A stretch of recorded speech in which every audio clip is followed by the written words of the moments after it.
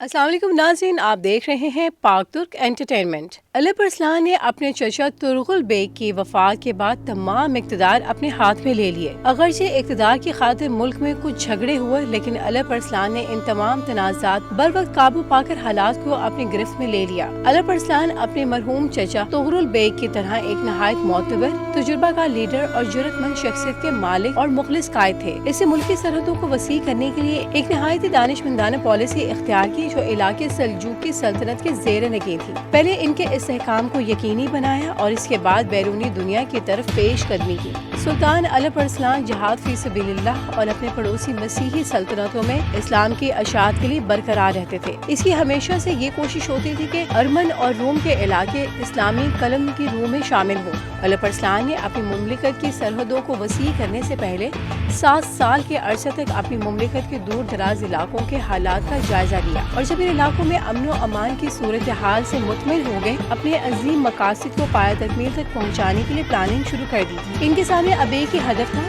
सल्जूकी सल्तनत के पड़ोस में वाक़िया मसीही इलाकों को फतह करना, फातमी दौलत के इक़्तिदार को ख़त्म करना और तमाम इस्लामी दुनिया को अब्बासी खुलफा और सल्जूकी इक़्तिदार के झंडे के नीचे मुत्तहिद करना। अली अरसलान ने अपने मंसूबे को अमली जामा पहनाने के लिए एक बहुत बड़ा लश्कर तैयार किया और इसकी लश्कर की क़यादत करते हुए ओरमन और जॉर्जिया की तरफ रवाना हुए। ये इलाके बहुत जल्द इनके हाथों फतेह हुए। अली अरसलान आगे बढ़ा और शाम के शुमाली इलाके परयूश की हलब में मरदासी हाकिम था। इस सल्तनत की बुनियाद 1023 में सालिह बिन मरदास ने रखी।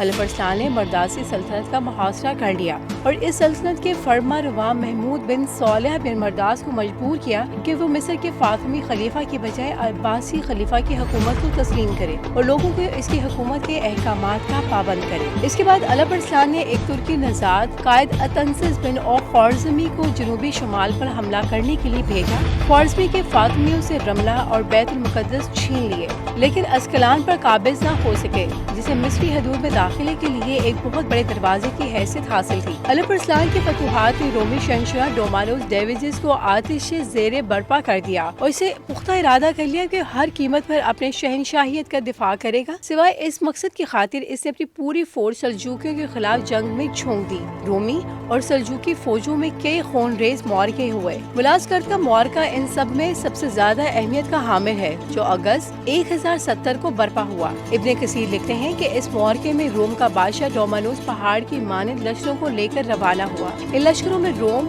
रूस, बरतानिया और कई दूसरे मुल्कों के सिपाही शरीक थे। डोमानोस की जंग की तैयारियां भी खूब थीं।